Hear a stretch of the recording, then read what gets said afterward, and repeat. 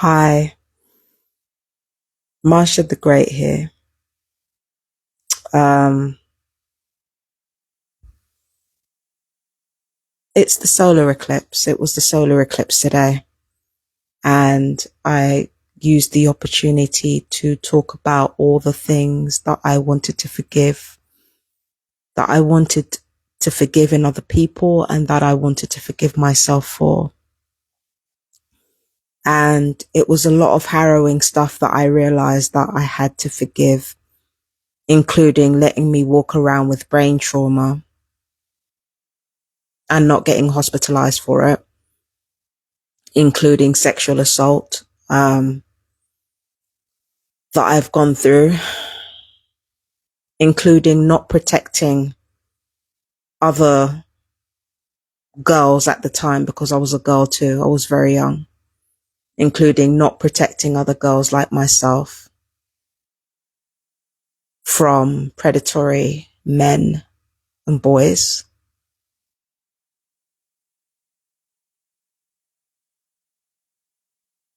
including predatory behavior towards me as a child from men.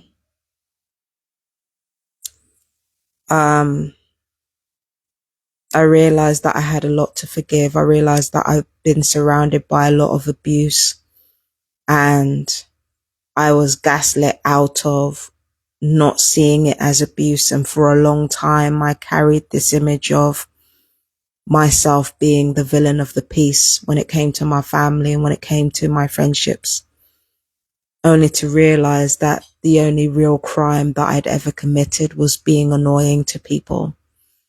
And I've seen firsthand how merciless people can be when they think you're annoying in comparison to when they know you're evil. I realize that a lot of evil people in this world are given a lot of grace because they don't rub people up the wrong way.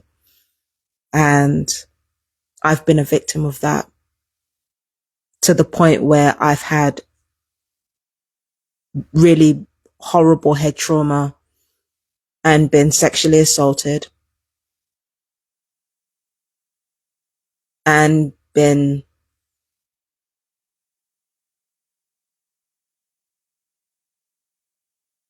trafficked and tortured.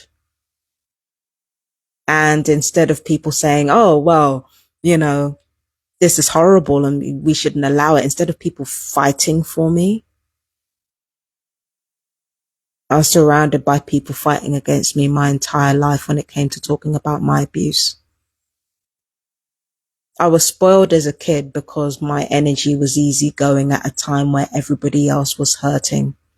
When I was born and I was younger, I wasn't the person that I am now. I was very quiet, and I was very receptive, and I laughed a lot and I played a lot, and people liked that version of me. But then that version of me stopped being that person. I stopped being that person when I had a seizure at 3, had a grand mal seizure.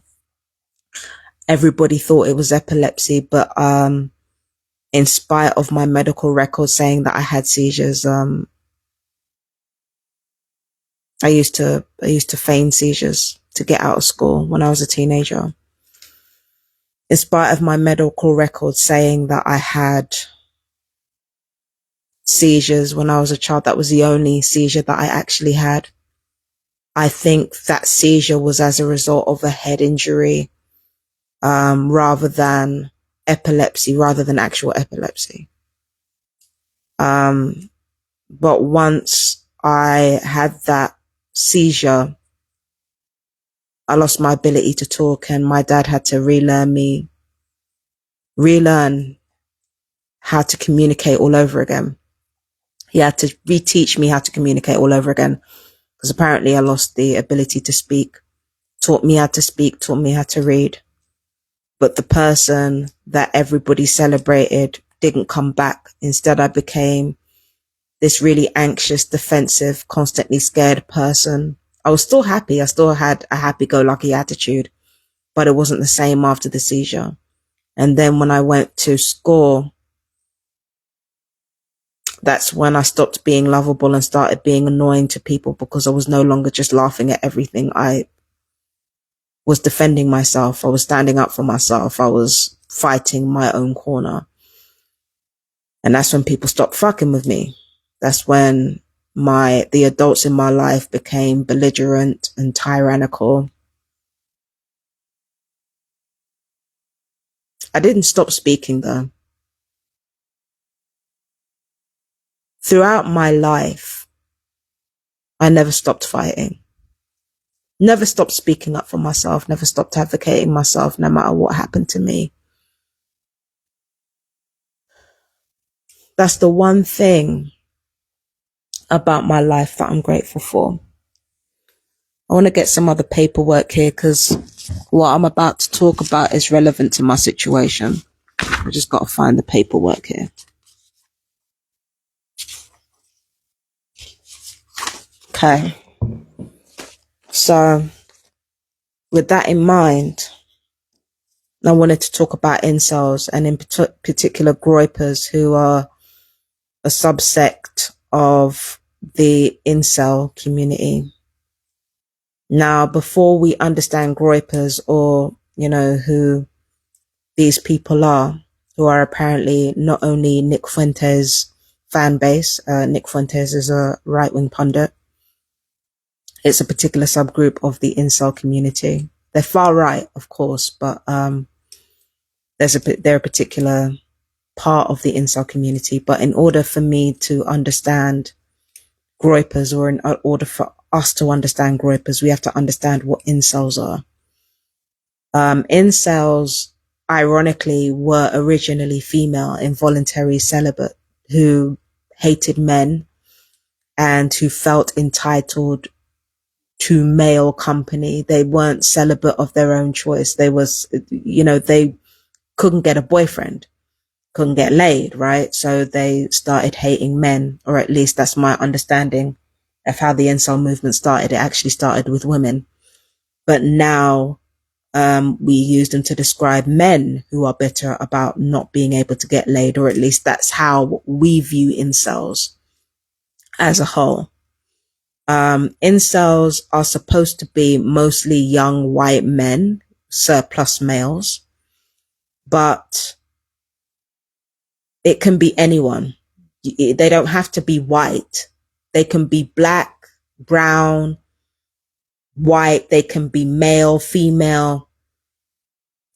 They can even be non-binary. Incels don't have to be like strictly white or male, although it is the white males that have been proven to be the most destructive, but it doesn't have to be white men. It can be anyone. So the typical characteristics of incels, or involuntary celibate people, meaning people who can't get laid, are they have depression, hatred, and apathy. This is something that I can relate to, because once again, I was abused a lot of the time and people were annoyed by me standing up for myself. So I became filled with depression, apathy, and hatred myself. Now it's mostly self-hatred more than anything, but that bitterness grew. And when it came to boys, I never really had crushes on boys. I had obsessions with them, which is a different thing. I'll get into that in a minute though. I had obsessions with boys, even though I was pretty much born into both boys and girls. As a young woman, I was pretty much as a kid, really, I knew I liked girls and I knew I liked boys, like from the time I was young.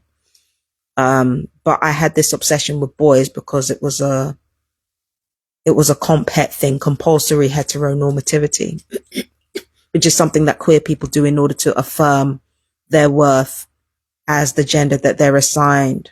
Something like that. Like that's what I had as a youngster, not realizing it.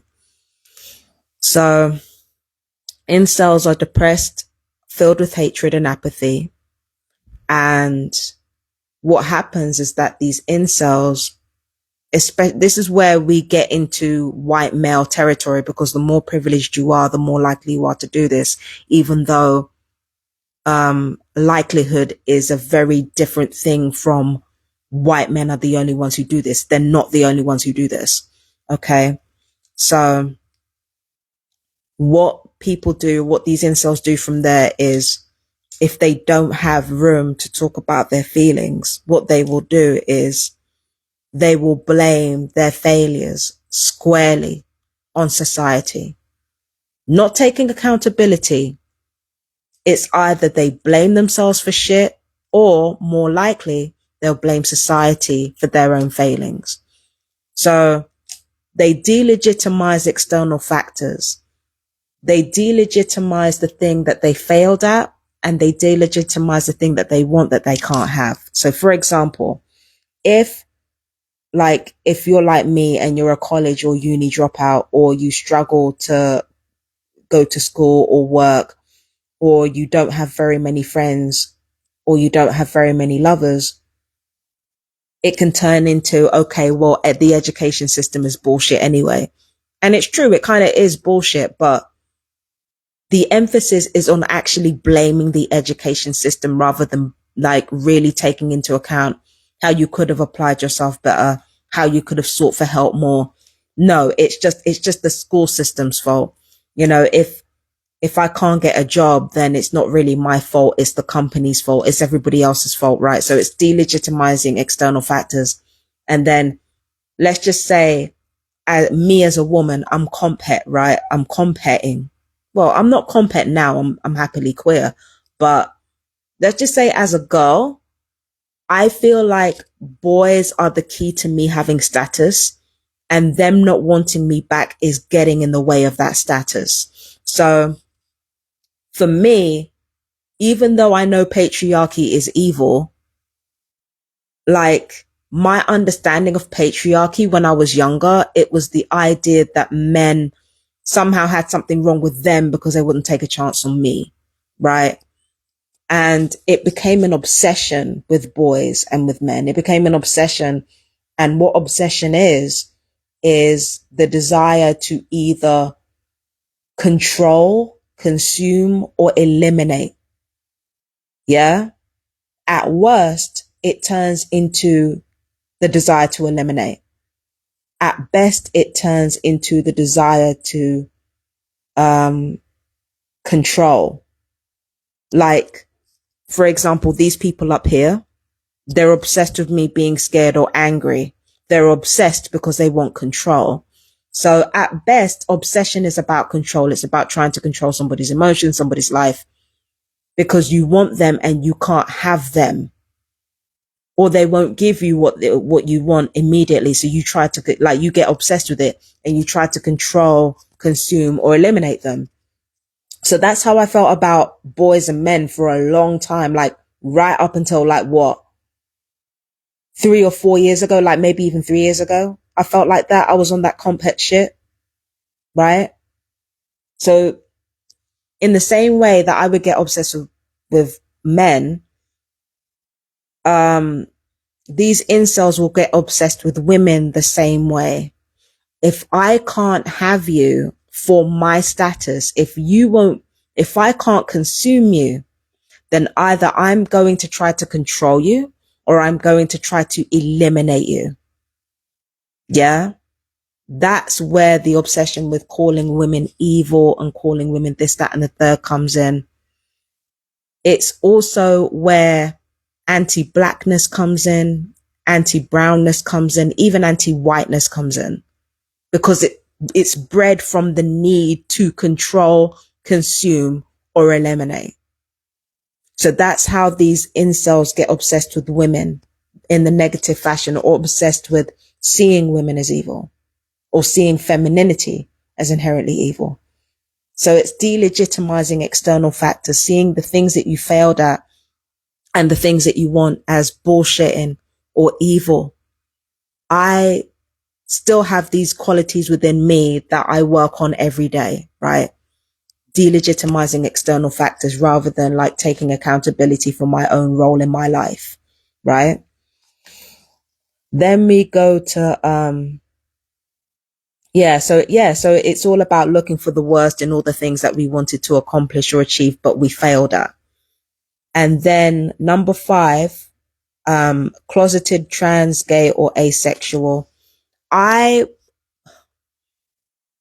can relate to this kind of, because as a queer woman or as a queer girl, I was closeted kind of. And what I mean by kind of is that everybody knew I was queer before I did. That's the first thing. The second thing is that I weaponized my queerness to try to attract straight relationships. I'm not proud of it, right? But I weaponized my queerness to make myself seem more authentic or braver than I was. Do you understand what I mean? And to make myself seem more rebellious. So I was in the closet, but not really, right? These incels can be closeted trans, meaning closeted trans women, or even closeted trans men in the case of women, right? In the case of like assigned females at birth, they can be trans, closeted trans, but mostly closeted trans women, can be closeted gay, can be closeted asexual or ace or aromantic, right? Arrow is aromantic and ace is asexual, right? So they can be closeted trans, gay, or asexual. Coming back to the heterosexuality being performative, these incels will extol the virtue of two people who are monoracial or one person of color with one white person because white is seen as the ultimate goal. They will praise whiteness and a white nuclear family as the standard, like a man, a woman, and 2.4 children, when most of these dudes are single and are not dating anybody, not dating any women, not married to any women. Some of them even have boyfriends. Some of them even have boyfriends or trans girlfriends, right? And then, the interesting thing is that some of these incels actually prefer trans women. Oh, and this is the part that I hate talking about. Okay. Because what I want to get across right now is that I am not on some fucking turf bullshit. Okay. I don't care what anybody thinks about trans people. Like over here, we don't do the transphobic fuckery.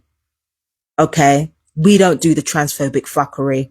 I've already had to tell other people to get that shit off my page. Don't weaponize trans people against me. Don't weaponize trans people. Leave trans people out of it. Leave them dead out of it. Don't fuck with them and we're not going to have a problem. Right?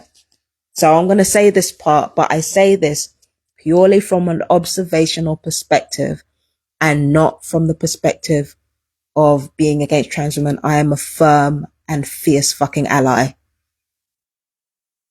Down. Do you understand? Let me begin. So preferring trans women. And the reason for this is because these incels like the female aesthetic without the imagined evil of cisgendered femaleness or cisgendered femininity. Femboys are a more advanced version of this. So that's like me. I liked men who were like really soft and feminine. I liked men with long hair, like very pretty faces. I liked men who showed their vulnerability. I thought it was incredibly sexy. I liked bisexual men. I still love queer men. Not gonna lie. I love bisexual men or pansexual men. So like I used to like men who were kind of feminine, and trans men I've been attracted to before, even though truth be told, like me being attracted to trans masculine people, it wasn't really because they were trans masculine. It's just because they were hot. Sorry. Because like I wasn't attracted to them because they were trans masculine. It's just because they were hot. That's the only reason.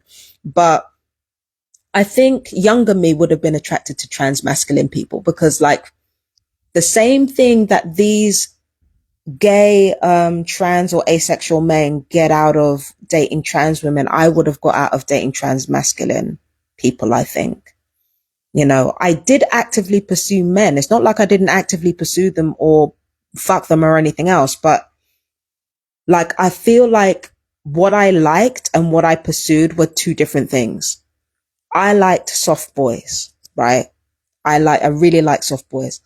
And yeah, I was like unconsciously attracted to masculine women, unconsciously, like not consciously. I didn't go after them, but yeah, it was like, yeah, I preferred women emotionally and romantically, but I pursued men sexually and for status. Even though I like women sexually as well, I pursued men sexually, and for status. But with women, it was like the whole thing minus the status. Yeah. So incels prefer trans women, female aesthetic without the imagined evil of femininity. And again, an advanced version of this are femboys. Now we've got to think back to the far right and that video that I made talking about the realities of the crimes committed by the far right. Some of the people that I brought up whose rap sheets were extensive, their crimes against children were not just against women, they were also against the fuck am I talking about women?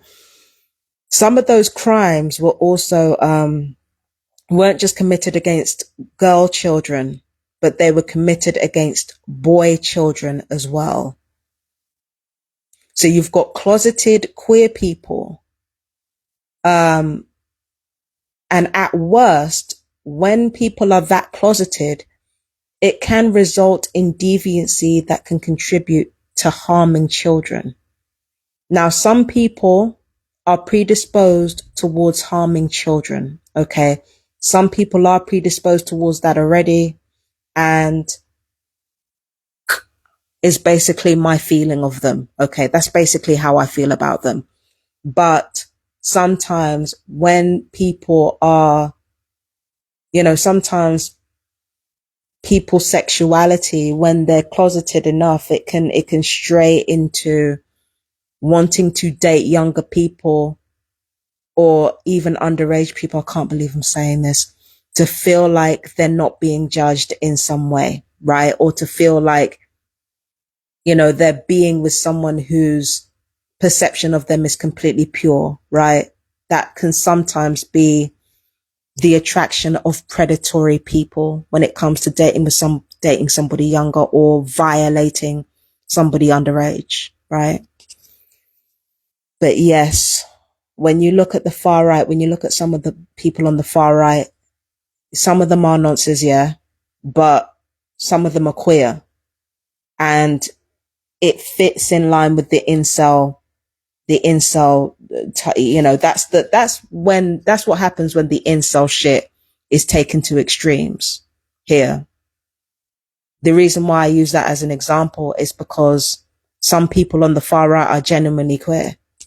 They're genuinely queer, and they use their hatred of their sexuality to fuel their hatred of immigrants and black and brown people and anyone who doesn't agree with their worldview. Why do you think they keep talking about why do you think they keep talking about drag queens grooming kids and trans women grooming kids? And why do you think they keep trying to accuse trans people and gay people or queer people of being nonces?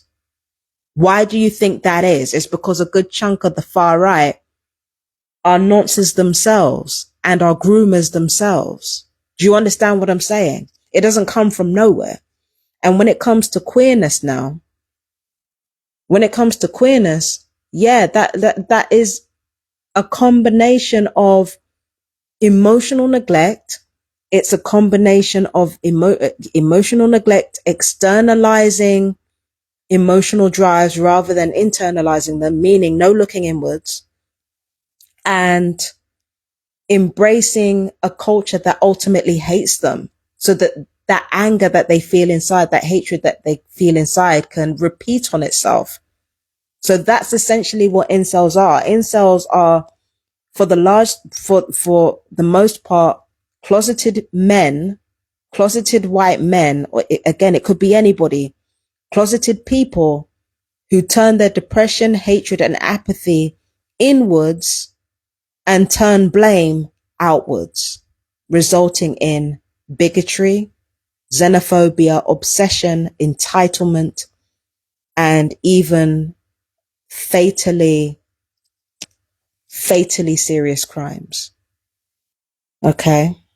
I don't even like talking about this. It just upsets my spirit, but it needed to be talked about, right? So that's what incels are. Now we've got to get into the Groypers. The Groypers are supposedly fans of Nick Fuentes, but I think there's something more to that.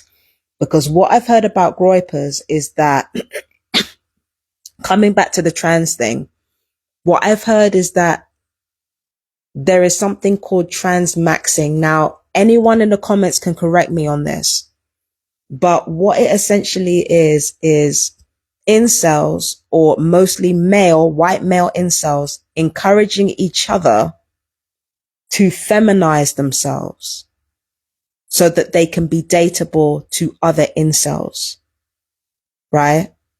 What this reminds me of is political lesbianism. I forget who it is that engaged in political lesbianism or who started it, but it really reminds me of a movement that was started, I think it was around the 1960s or the 1970s. It was a fringe movement where feminist activists argued that women should only date each other, even if we're not attracted to each other, that women should only date each other because men are dangerous. And it's been criticized for being problematic, and I agree with that. Hang on.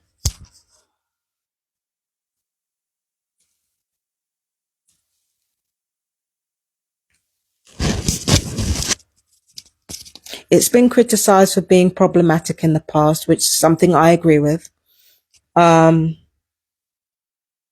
Because, it involves, like, I don't know, it just seems grimy to just say, oh, I only want to be with women because of politics. Do you understand what I mean? But that's exactly what's happening with, like, a subgroup of the incel community. They've become so far right that they idealize Roman and Greek culture that was particularly homosexual. So it's like these people, these incels, are homosexual in everything but name here. Do you understand what I'm saying? And it's that extremely homoerotic culture that is fueling the far right now. It's part of it. Like, incels are a part of a subgroup called surplus males. Now, there was a study done by Valerie M. Hudson and Andrea DeBoer. They called their essay "A Surplus of Men." All right. A surplus of men, a deficit of peace. And, it was usually, the study of surplus males was revolved mostly around the study of males in China and India.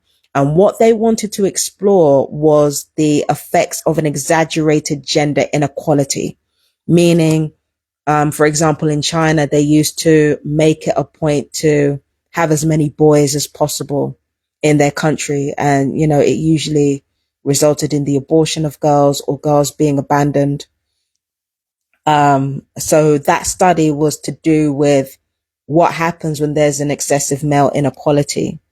First of all, right, given that men naturally have more antisocial personality traits, men are more likely to take things and to engage in violence, like just naturally, right? But when you're dealing with a culture that has more men than women, like the world is right now, the world literally has more men than women in it. They are more likely to engage in antisocial behavior because they're going to egg each other on to do it. They're going to compete with each other as to who can be the most antisocial. Okay. Which means that among unmarried men, because there's more unmarried men and definitely more unmarried young men, there's a greater chances of crime. There's a greater chance of, like, male subcultures in which violence and even sexual violence are encouraged. Like, remember Telegraph, right? there were over 70,000 men on this chat on Telegraph giving each other tips on how to abuse the women in their lives. And yeah, there's an increased chances of that obsession thing that I talked about earlier.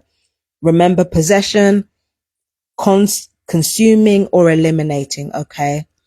That same obsession, like the 3 pillars of obsession, they are not only like the obsession of the surplus men, unmarried men with control. Not only is their own obsession weaponized, but the 3 pillars of obsession are also turned on them. So you've got the desire to possess surplus males, which means recruiting them in armies, law enforcement, labor, or even politics. So that's what these surplus men can be recruited into. Men without, men of marriageable age, unable to get married, right? And then there's consuming of young men, exposing them to all kinds of vices like porn addiction, gaming addiction, getting these men to consume as much as possible to dissipate their energy and get themselves out the picture. That's one of the reasons why suicide is so high among young men in comparison to everyone else, in spite of the fact that men are more privileged, right? And then there's the elimination side of things. The desire to eliminate any young men that can't be used, encouraging them towards hate crime, putting them directly in the prison industrial pipelines, encouraging them towards suicide, like black pill culture, right? So all of those pillars of obsession are turned around on men to ensure that if they cannot be sufficiently used, that they destroy themselves. That is what is done with surplus males in China, places like China and India. Now, even though Western countries don't have surplus men, technically Western men are not seen as surplus, especially white men. We still have a surplus male culture over here. And the reason why we have that is because even though in the UK, women actually outnumber men, it is older women outnumbering men. It is older women outnumbering men. And then when it comes to men, most of the male population are younger men. Here comes a surplus. You've got an increased amount of older women, most of whom already have families, or who already have families, or I'm trying to get my words right, or who are already taken up with, with partners of their own, or who are straight up not interested in men, because that's exactly what's happening. Not only is the female population aging, they're not interested in men, increasingly not interested in men. So you've got all these older women who are outliving older men and either not interested in men at all, already taken, or already with families, right? And then you've got all these younger men who are looking for wives to have and can't really find that many wives, because again, even younger women are kind of turned off by men at the moment en masse. So there are no surplus males in the UK, but there is a surplus male culture. And that is precisely what has led to people like Elon Musk and Donald Trump and Nigel Farage having increased power in this country. Really think about what incels are. Think about the depression, hatred, and apathy that they are filled with. And it's not even just younger men, it's men across demographics here. Women across demographics, right? Really think about it, okay? That is why the far right are rising in this country. It's because it is a surplus male culture. Might not have surplus males here, but it's a surplus male culture. There are men running around without wives. That's why, there's a threat among the male population. Well, if you don't let us hit, if you don't let us marry you, we're just going to get violent. They're not joking. They're not joking. That's exactly what's happening. And then when it comes to the far right, we've got to take the older women into account too. So listen, it's not just younger men and it's not just these incels. It's also older women. Remember, older women, MI5 were looking for more older women to recruit. In terms of gang stalking, in my own experience, most of the most invested gang stalkers that I've ever met were fucking mothers. Older women. Because older women have the invisibility factor. Same way these young men feel invisible because of the supposed privilege that they have. These older women can feel like they're being ignored. Who do they feel like they're being ignored by? A world who seems to prioritize trans women. So you've got a lot of older women out here who are turfy as fuck. Okay. You've got a lot of older women who are turfy as fuck, who feel invisible. And because they feel invisible, there are things that they're able to do that not a lot of other people are able to do. Plus, there are older women who are still mums and who are starving for adult interaction that is not their family.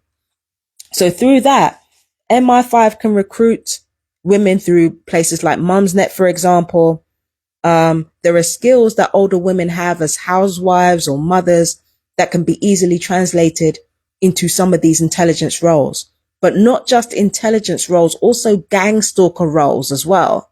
Because remember, these women have children. Those children go to school. They can use those children for smear campaigns. They can use those children as a bargaining chip if their supposed target that they're supposed to be observing and perpetrating against acts up. Older women are a crucial part of the far right. Look at American Horror Story. Far left are supposed to be these women who are like turfy as fuck. I don't see how being a turf makes you left, but okay. It's supposed to be these women who are turfs, who feel invisible, who feel like they're not being heard, joining forces with surplus males or surplus male culture that feels like it isn't being heard. That's how the far right is born. Maybe I'm simplifying it, but that's how the far right is born. Yeah. Women have got older women in this country have got the invisibility factor. And it's through that invisibility factor that they are able to marginalize trans people, marginalize queer people.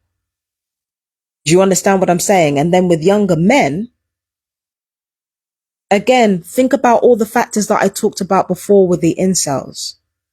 You've got hatred and anger and depression that's just building and building and building and building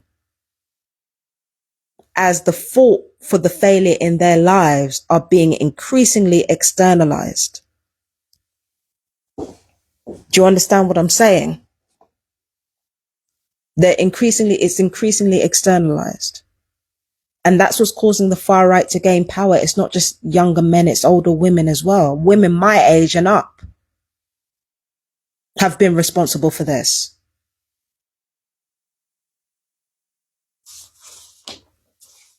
But this is the thing that nobody takes into account. When the incels say that society is shit, they're not wrong. When incels say that society is broken and that society is fucking crap, they're not wrong. Nobody knows this better than a TI. Only this is the thing with incels, right? Incels are partially they partially are the way that they are because society lied to them that they were going to get certain opportunities in life because of what they were. For me, what would have made me a perfect incel when I was younger was that I was lied to that because black and brown people were elevating in status and, having, really fulfilling middle class communities, that I was automatically going to be a part of that. But because of my neurodivergence and because I was made fun of for my 4C hair and, like hair being picky and all that type of stuff, I felt like I was lied to because this society told me that me being black and me enjoying a time where diversity was on the rise and, you know, people like me were shining, like I felt like I was lied to because here I was being abused, being neglected, being treated as a gnat to be squashed every time I stood up for myself. And I wasn't getting anywhere. My grades were failing. People kept thinking that it was a me problem when really it was a problem of abuse. Remember, I've been gang stalked pretty much all my life, I believe. I believe my gang stalking is intergenerational and it didn't even just start with me, right? I've been abused all my life. Grades were failing. Like some other people will be like, well, I've been abused and I made it work. Shut up. This isn't about you. This is about me, right? I was being abused and neglected and gaslit all my life to the point where I doubted my own reality. And if you doubt your own reality, how are you going to have faith in any of the things that you studied, in any of the things that you've learned? So I would have been a very dangerous incel for the simple reason that I felt like the increased diversity was lying to me. I was told that black and brown people were going up. I was told that women were going up, and yet here I was failing because my abuse was delegitimized and trivialized, and I was gaslit about it. So I felt like society lied to me. That's one of the reasons why I was so bigoted. Another reason was because I was taught. So I felt like society lied to me and said that the world was my oyster when it really fucking wasn't. And I believe a lot of these white men felt the same about what they were told about being a white man. I felt like that's what a lot of these black and brown men were told about being men. The world is your oyster. You can have whatever you want, only to be born into this world, possibly being abused or neglected or misunderstood and realizing shit wasn't about to go down that way. And that the only real privilege you have is a privilege to be violent. So that's what you lean on. These men become the way they are because society lied to them, told them that the world was their oyster, that they could have whatever they wanted, only to be completely mistreated and neglected and ignored. And what unites my story as a potential incel, or I'm not being funny, I probably was an incel when I was younger. What unites my story as a potential incel with the story of these white men as incels is the fake righteousness of society. It is the fake righteousness. I'm going to say that again. The fake righteousness of society. With segregation and apartheid, it was seen as a necessary thing for white people to be racist against black and brown people. That it was a question of moral character to be a racist piece of shit. Fake righteousness. Just like with diversity. Diversity had everybody believing that people were more accepting of race, of gender, of body positivity, of mental health, all that type of stuff. Only for people like me as targeted individuals to find that all of that diversity was performative, fake righteousness. And what incels of all kinds don't seem to realize is that that's what they're really angry with. They're angry with a world that believes that just because they function better than the incels, that means they are better than the incels, that they're more mature, that they're more self-aware, that they have more accountability. They do not. Because what does this world do with the fringes? They treat the fringes as runts in much the same way animals treat runts. Leave them outside the community to die and be forgotten. Because what this world values more than anything is not the right thing to do. We've already seen that. We've seen that throughout history. What human beings value more than anything are image, content, and comfort. The illusion of doing the right thing. I am subscribed to creators and thinkers and podcasters that say the most beautiful things but have nothing to fucking say. Like film theory, all the things that I failed at. Just have the most, say the most beautiful things, like have the most beautiful form of expression and have nothing to fucking say. That's who I follow all day and every day. Right? That's who I follow on my social media, because anything else, like anything that causes me to think too deeply, can't cope with that. I need to de-stress. So that's what I watch. I watch all kinds of intellectuals and thinkers turning trivial ideas into something meaningful and deep, like acting like they're really doing something to change change the zeitgeist or something, when all they're really doing is like hyping up their own intelligence and not seeing what's right in front of them. Image, content, and comfort.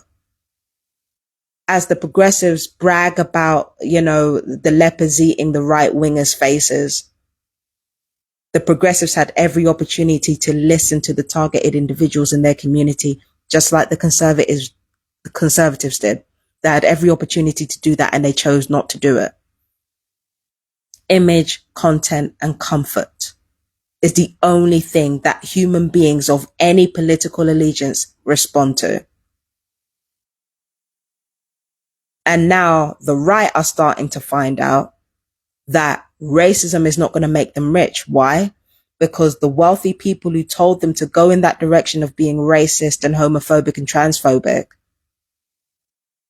the same people that told them to be sexist, that same side that told them to be that way, they are only interested in image, content, and comfort.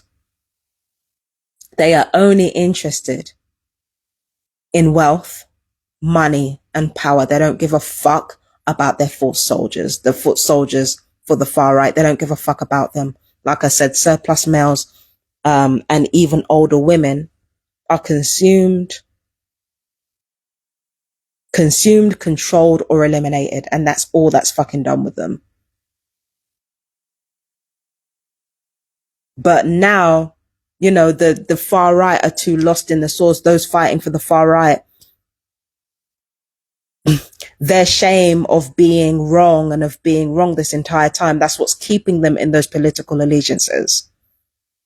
But the far right are finding out, just like we on the left did, about how performative that far right bullshit actually is, and how little they actually care about white people or about anybody that is the majority in their country. They're starting to find out that that is performative righteousness, performative.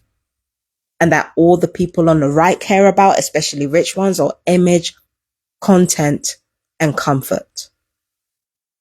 So the incels have hit upon something. It's like they were close but no cigar.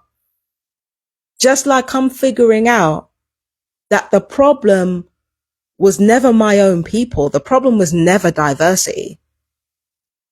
Just like the incels will never admit to themselves that the problem was never diversity. Like, we're figuring out, and it's like the incels are like, they're that close to understanding. It was never about diversity or the lack thereof. It was always about performative righteousness and mistaking functionality for sanity. Mistaking function for sanity and maturity. Because quiet as it's kept, society operates on that same depression, on that same hatred, and on that same apathy as the incels do. The difference between incels and the rest of society is that the rest of society functions better.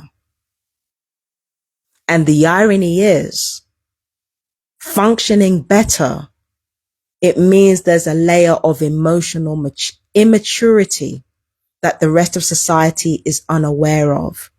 It means that because the rest of society functions better, they don't have to grow up unless they're absolutely pressed into doing it. That's why even as the world turns to shit, people within the middle of society on both the left and the right are doubling down on the same behaviors that led us all here to begin with. Instead of actually being humble and admitting they were wrong, they're making fun of the so-called tinfoil hat people that told the truth the entire time, making fun of them rather than admitting they were wrong. That's exactly what they're doing right now, just doubling down on the same shit that got everybody in this mess. That's what the people who function better are doing. Sorry, I keep looking at the green dot here. That's what the people who function better are doing. That's what they're doing. Doubling down on the same behaviors that got everybody in this situation to begin with. Meanwhile, they got the nerve to turn around and talk about incels being this, that, and the third. Listen, man, you forgot them. You didn't listen to them. You were too good to listen to how they felt. You were too good to properly examine mental health issues. You were too good to examine targeted individuals and maybe consider to yourself that that wasn't a fucking delusion. You were too good for that. So now you're in this situation that that leaves you terrified, that you're so scared. Yeah, you're scared because you were given the information to prepare for something like this and you didn't listen. And now that you're listening, even when you're listening, you're begrudging about it, dragging your foot behind you like a 4-year-old, making fun of all the people who tried to warn you in the first place.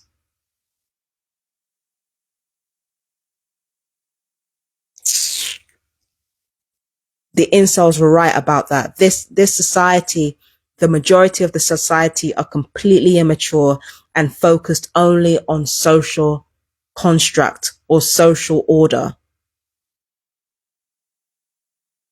And that's why these incels are hateful, because they can see it. It's just that they don't understand that that's what they're seeing.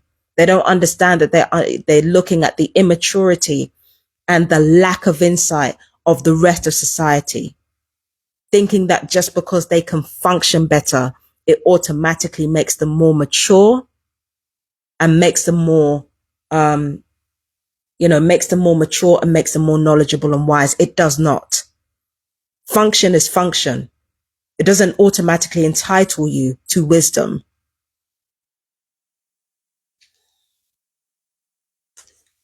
It doesn't automatically entitle you to wisdom, and incels understand that. They just don't know that's what they're looking at. People on the fringes know. We know. And we've been crying out for help, waiting for this world to grow up. It is not going to grow up. And that's one of the reasons that the far right is going to win. This world will not grow up.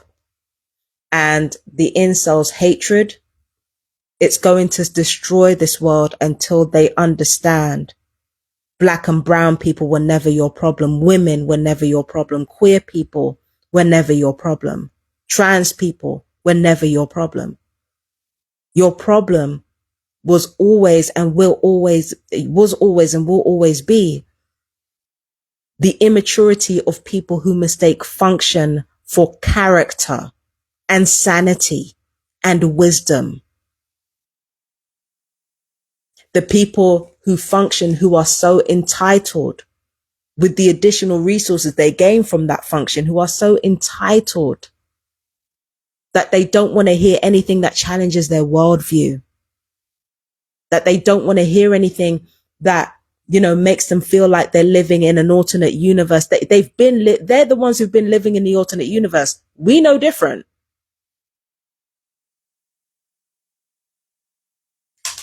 Mistaking function for character and sanity and maturity. Just a bunch of babies who know how to, like, it's exactly what I'm saying. These people, because they function better, they have access to more information, but what are they doing with it? They just say nothing and say it better than we do. And that's the only difference between incels and everybody else. They need to realize that, again, the problem isn't diversity, it's the performative morality of the rest of the world, because they're not as moral as they think they are. If they were, we wouldn't have people being hanged left and right. If we were, we wouldn't have like the far right basically performing spells in front of our faces. And like, it's like the rest of us just sitting there like, if we were truly mature, if the rest of society was truly mature, more mature than the fringes, then there would be no incels. But the irony is that the better you function is the more you move away from actually understanding yourself and actually having some accountability. It's just a bunch of people with more resources than us pandering to each other and not learning a fucking thing. And that's what incels are angry at. That's why they have so much hatred. Because they've been screaming for help from people who have represented themselves as people who are caregivers, who are more mature than us. This society left us to hang, it hung us out to dry, just left us out to dry. So that's one thing the incels are right about, performative righteousness. That's the one thing they're right about. When it comes to attacking diversity, that's them having their hatred weaponized in the wrong places.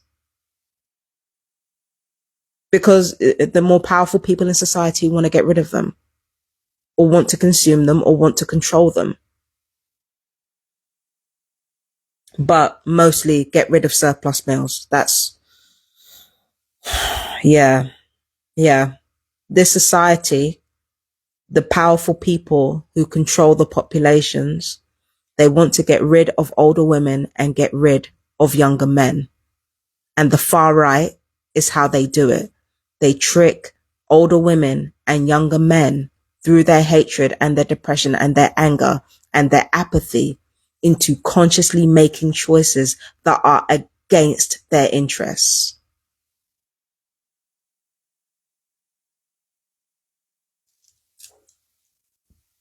So, yeah, if there are any misfits out here right now, if there are any misfits in the world that are listening to this and that have listened to this the whole way through, I'm going to need you to stop waiting for the world to grow up.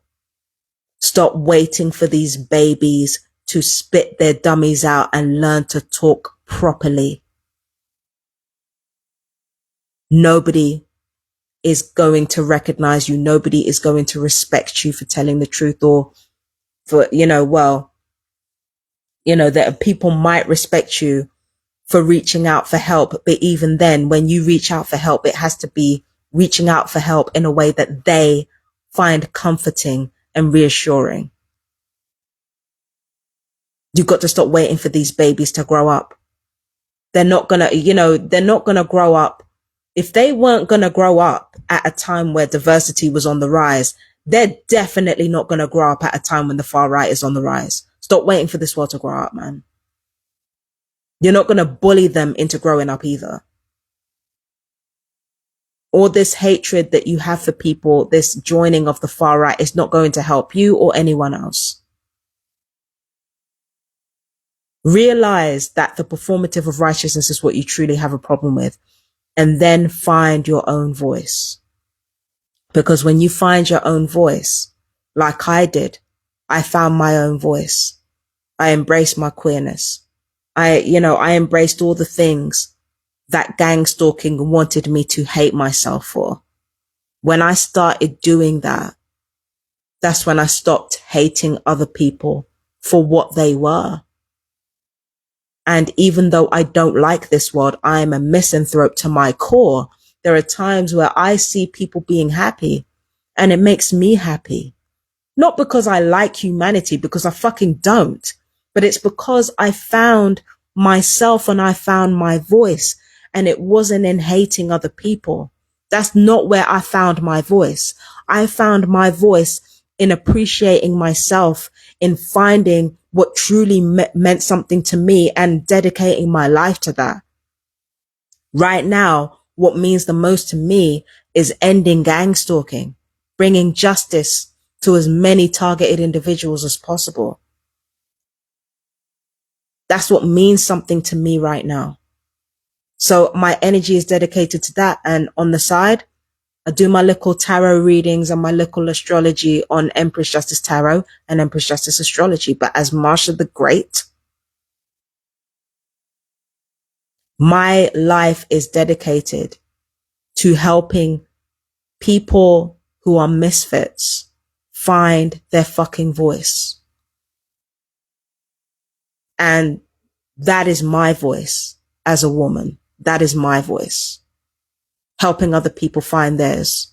Helping the misfits find theirs. That's what I'm here for. That's what it takes to truly become a whole person. You have to find out who you are and what your true voice is. And once you find it, you will realize you never needed misplaced hatred to find your power. So yeah, that's it for now. That was a video. I don't know what I'm going to title this video, by the way. I might title it The Incels Were Right About One Thing. Might title it that so that people are forced to watch the whole thing.